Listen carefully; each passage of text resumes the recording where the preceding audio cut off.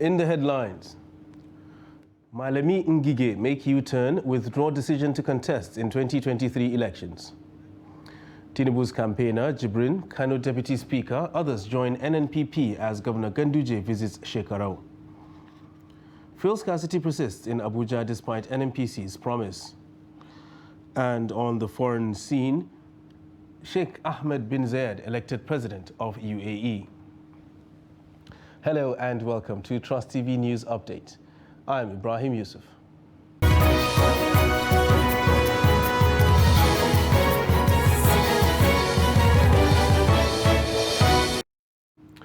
Now the news in detail. The Minister of Labour and Employment, Dr. Chris Ngige, has withdrawn from the race to succeed President Muhammadu Buhari in 2023. He announced his withdrawal from the contest in a statement on Friday in Abuja following a valedictory session held at the council chamber of the presidential villa in the nation's capital in honor of ministers seeking elective offices in the 2023 general elections. He had declared his intention to run for president in the forthcoming polls while addressing a crowd of supporters on April 19th at his hometown in Idemili South local government area of Anambra State. He explained that dropping his presidential ambition was to concentrate on his ministerial job and assist the present administration, especially in what he describes as the difficult last lap. He stated that he had since communicated his decision to President Muhammadu Buhari and the Secretary to the Government of the Federation, Boss Mustafa. Similarly, Attorney General of the Federation and Minister of Justice, Abubakar Malami, has pulled out of the race to succeed Governor Atiku Bagudu of Kebbi State. After months of speculations, the minister joined the race last month, appealing to the people for support. But on Friday night, sources close to the minister, who is among those President Muhammadu Buhari bade farewell at Asorok earlier in the day, said he had opted out of the race. No official reason was given as at press time. Meanwhile, President Muhammadu Buhari says outgoing members of the Federal Executive Council who have resigned to pursue political ambitions will be replaced without delay. The president met with the departing ministers at the State House Abuja on a special valedictory session on Thursday. The president expressed confidence that the leaving cabinet members had been sufficiently equipped to aspire for higher elective offices, including that of the president. Kende Amadou reports.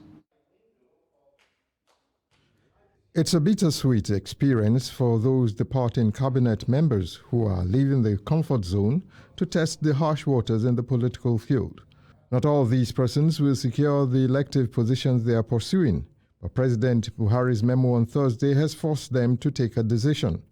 For the president, the former ministers had served the nation sacrificially, but it's time to look beyond them because the business of government must not stop. For members of the cabinet that are remaining on board, I wish to remind you that the journey to the finish line is very far, and this calls for more diligence, resilience, and commitment to serve Nigerians better. The ministers all have reasons for aspiring to elective office. The decision is that I've made up my mind to contest for the governorship of my state, that is Abia State, and I've graciously sought for a president's blessing, and I've been blessed this morning. I have no reason to say I will come out to contest because already I have a female serving senator, which I was very ready to support, but she has been threatened and intimidated, and that has forced her to back up. And when she backed up, women put pressure. They bought the form for me. I've not put one dime to purchase any form. It's an opportunity for us to go out there and tell the story of President Buhari and what they have been striving to do. There's something Nigerians must have observed about him, and which we, who have had the privilege of serving with him in the Federal Executive Council, did. It works almost like a computer. If he tells you 9 o'clock, 9 o'clock is 9 o'clock. A cursory look reveals that 10 ministers have already left the cabinet. But there may be more if the president's words are anything to go by. While he commends those that have complied with his directive, he notes that others are in the process of doing so. From State House Abuja, Kende Amadou, Trust TV News. And aspirants that have completed their nomination and expression of interest forms have besieged the International Conference Center in Abuja to return the documents. This comes a few hours to the screening exercise, which is set to commence over the weekend. Trust TV's Asiwaju takes a look at the last-minute rush by the aspirants. Members of the All Progressives Congress aspiring to contest various political seats across the country are returning their forms. They represent different groups, for instance, the women and youth, who are grateful to the party for the opportunity to contest. The next step is a screening, which they hope to surpass on their way to becoming candidates after conduct of the party primaries. I think you can see everything is winding down very quietly, very peacefully. This entire submission process has gone hitch-free. We started as expected, and it was extended a couple of days because of the Eid celebration, the Muslim celebration, which we're all aware of. So as to not, cut down on the time and disenfranchise anyone, it was extended by a couple of days. And I think everyone appreciates that everyone has fully had the time to submit. We're actually very prepared as women. We have a number of us. First of all, I want to say a very big thank you to APC for even giving us women the privilege, because we've been given a lot of privileges. When we're talking about the environment and being that so far it's been a men's world, yes, it looks toxic a bit, but as a party, APC, they've made it very easy for we women. The idea of bringing the youth and giving more idea to society. Me going out for the House of Rep is a thing of the youth. And I also clamor all the youth in Oro Nation to indulge in this work that we're going, so that we can build Oro Nation to a better place that the youth can also stand up for their rights. So what happens to the funds that have accrued from the sale of forms, since some aspirants will definitely get screened out of the exercise? Everybody who's an aspirant is a part of a bigger team, which is the APC. So we wish the team well. I mean, on several occasions, people have gone into contests and, they've paid monies and they didn't emerge, and they're still in the party because they will still get future opportunities to contest and maybe hopefully win one day. The money is for the party. It's financial funds for the party. We're going into an election year. Of course, an election year is pretty expensive, so we're going to be spending the funds campaigning for whoever becomes the winner or the flag bearer of the party. That's what the funds are for. Nigeria's electoral umpire, the Independent National Electoral Commission, has warned that it will not extend the deadline set for political parties' primary elections. This is why political parties are wrapping up their activities in preparation for the party primaries. Asiwaju, Trust TV News, Abuja. The ruling All Progressives Congress in Kano State was hit by defections on Friday.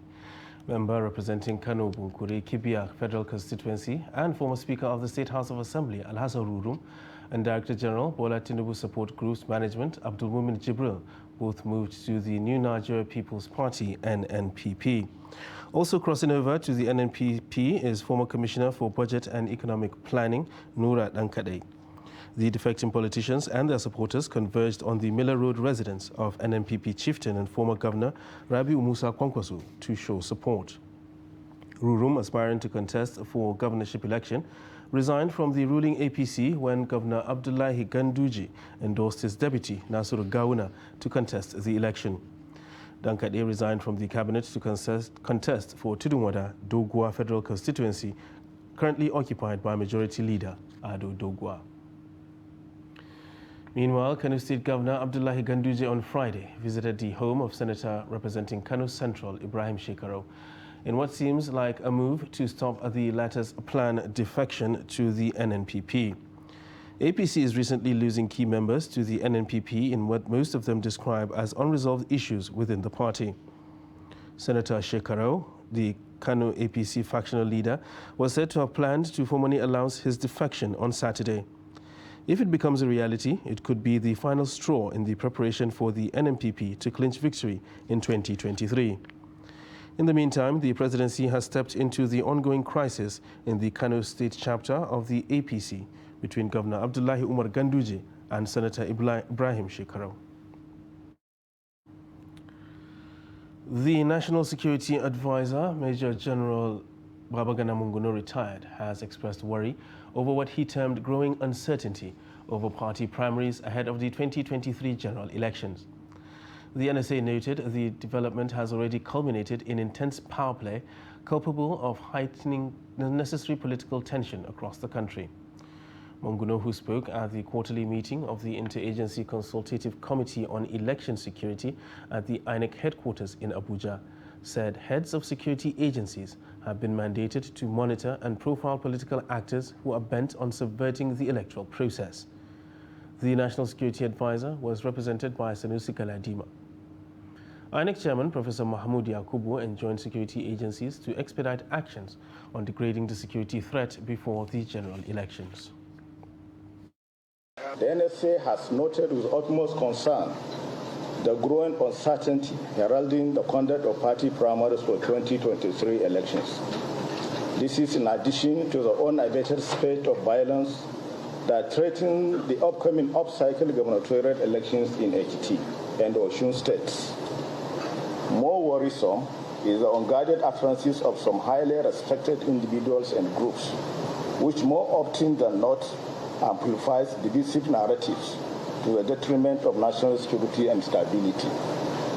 Accordingly, heads of security and law enforcement agencies have been tasked to step up close monitoring and profiling of political actors, no matter how highly placed, who exhibit tendencies that subvert the electoral process, even as talks and other sponsors will equally be trailed for possible arrest and prosecution.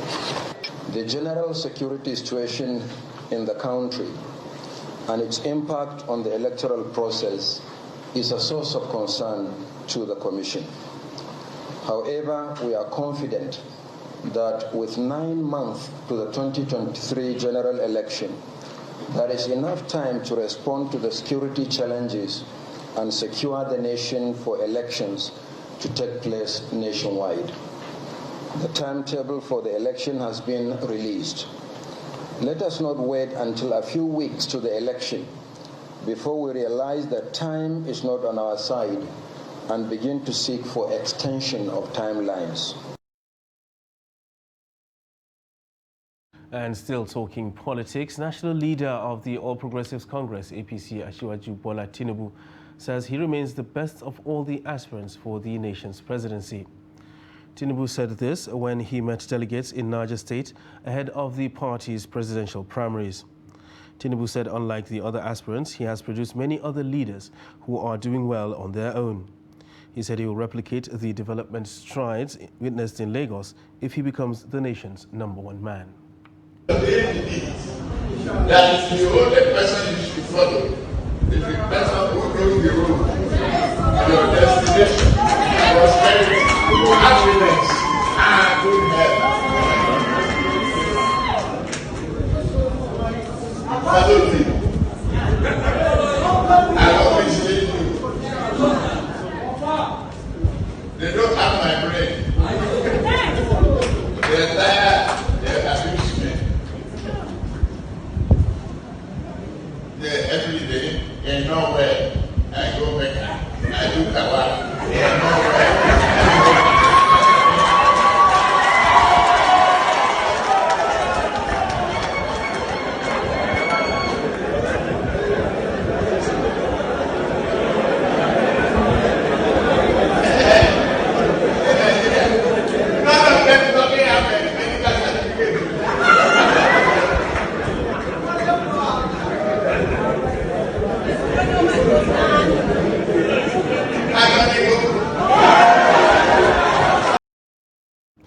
You're watching Trust TV News Update. Still to come after the break, road users decry accidents due to dilapidation. This and more after the break. Please stay with us. Daily, we bring you updates around politics. People like you who are very young, you have no future. Anybody now who is 30 years, if what is happening to them continues, by the time you are 60, you will have no country. The DPO of a particular unit does not have to wait until the commissioner tells him what to do within his jurisdiction. We have political parties on the ground. Some of them have been there for years. But they themselves, in their own sober moments, they know that this country is not the what they're expecting to run. Policy and governance. Are you saying the NBS is lying? I'm saying to you very clearly that the NBS has a serious problem with accurate data till today. The 5th Assembly, as well as the 7th Assembly, their own attempt were unproductive. Emergence of the Taliban has simply emboldened terror groups globally. There is a lot of attention with regards to security developments in Nigeria. On daily politics, we interrogate issues, holding the actors to account, bearing in mind all the sides. We heard that in some places now, people have to go and pay tax, not to the local government, not to the state, but to criminals. Nobody can come to your house and kidnap you without information. If this country is bleeding, it is bleeding because we have failed to educate our young.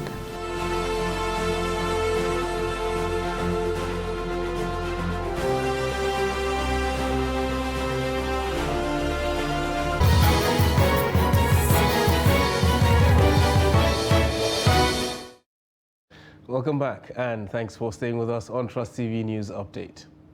Now let's take a look at our top stories. So we told you that Malami Ngige make U-turn withdraw decision to contest in 2023 elections. And Tinubu's campaigner, Jibrin, Kano Deputy Speaker, others join NNPP as Governor Ganduje visits Shekarau. And moving on to other news now, President Muhammadu Buhari on Friday condemned the killing of Miss Deborah Samuel in Sokoto State. Samuel, a second-year student of Shehu Shagari College of Education, Sokoto, was killed on Thursday following an allegation that she had blasphemed Muhammad, the Prophet of Islam. In a statement by his media aide, Garba Shehu, President Buhari said the news of the killing of the young lady by fellow students was a matter of concern. He therefore demanded an impartial, extensive probe into what happened before and during the incident.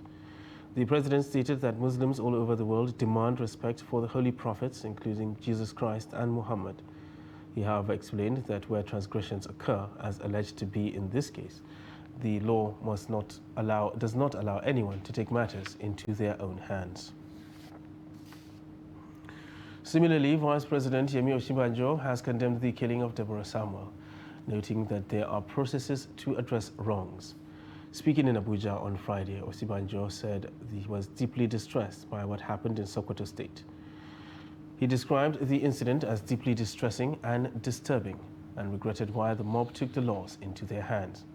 He commended the swift reaction of the Sokoto State government and also the Sultan of Sokoto, which is highly commendable, and called for calm from all parties involved. The President has reacted to that statement which was issued earlier, condemning the action, but I must say that it's a deeply distressing thing, very disturbing that such an atrocious killing of a young lady by a mob, who took the law into their own hands. I think it's very unfortunate indeed. But I'm very happy that about the very swift reaction of the Sokoto State government and also the Sultan of Sokoto. I think their swift reaction to the situation clearly demonstrated the outrage of millions of Nigerians, and also demonstrated the desire of everyone to ensure that the perpetrators are quickly apprehended and prosecuted. As the President said, there's really no excuse for anyone to take the law into their own hands, no matter the provocation. There are set processes for ensuring that we're able to redress whatever wrongs that are done against us. But lastly, I think we must express our condolence to the family of the young lady, Deborah Samuel.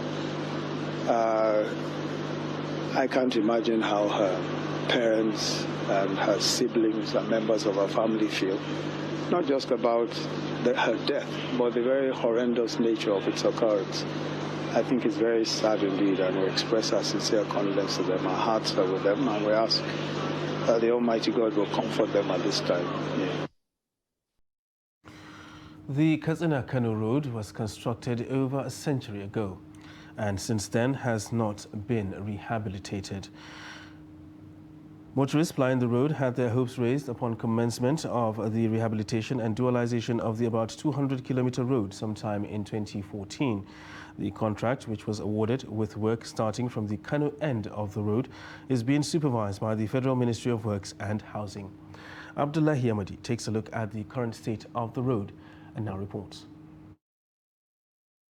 The Katsina to Kano Road is one of the major federal roads linking Katsina with the rest of the country. This makes it an important contributor to the socio-economic development of not just the two states, but northern Nigeria as a whole. Beyond Nigeria, this road is one of the major routes to other African countries such as Niger, Algeria, Libya, Mali, and Mauritania, among others. From Tsanyawa in Kano State to Katsina, the proposed terminal point of the road, the construction firm has done little or nothing so far to complete the project. The road is very bad. See, I have a flat tire due to potholes. It is really pathetic. We will be happy if this road is completed, but unfortunately it has been abandoned. The construction firm is alleged to have abandoned the road for months now, as work has totally come to a standstill with staff out of sight at both ends of the road. Accidents along this road are daily occurrences, as several lives and property worth hundreds of millions of naira are lost to crashes. I don't know why the road project was abandoned. Some people say the construction firm had a disagreement with the government over compensation. Whatever it is, we are appealing to the federal government to come to our aid and complete the project before the expiration of the tenure of President Muhammadu Buhari in 2023. Road users are questioning the capacity of the contractor to deliver on the job following what they term sudden disappearance of workers, a situation they said has compounded their woes on the road. But yet the road is not complete. There are some places which they start working and they even carry even their equipment. We don't know where they are located again. During its public outcry on the state of the road recently, the Katsina Elders Forum threatened to report the matter to President Muhammadu Buhari if nothing is done by the construction company. We are awaiting the minister's response because I'm sure he must have received our message. If we are giving him time, if by, say, next month we don't hear anything from him, then we'll go back to Mr. President and report him, because he's supposed to finish this job. The money is there. I don't know why Katsina Kano Road, Mr. President's state, and the minister is joking with the construction. Observers say if by the end of the tenure of the Muhammadu Buhari-led federal government, the Katsina Kano Road is not completed, Katsina people will be left with no option than to feel abandoned and marginalized. Abdullahi Ismail, Crossed Television News, Katsina. And despite the promise by the Nigerian National Petroleum Corporation, NNPC, on Tuesday to supply 300 trucks of petrol to Abuja to eliminate long queues in gas stations, queues still persist in certain areas of the federal capital. Mardia Umar has details of that story. The queue for fuel in the Federal Capital Territory is far from being over as a result of what was seen today going around Abuja.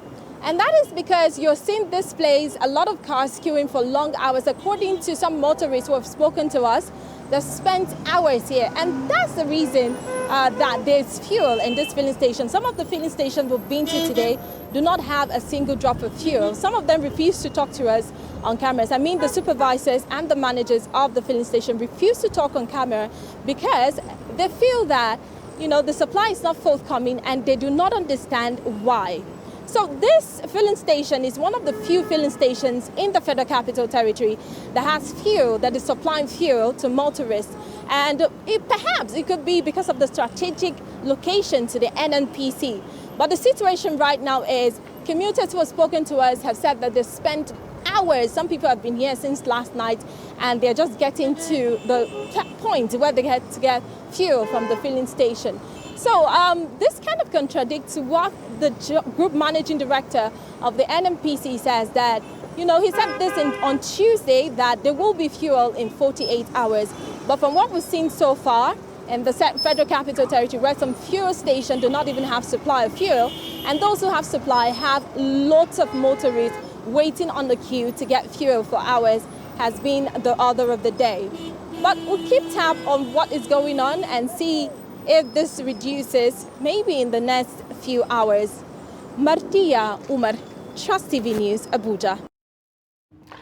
And now a look at the foreign scene, where His Highness Sheikh Mohammed bin Zayed Al Nahyan will be the next president of the UAE.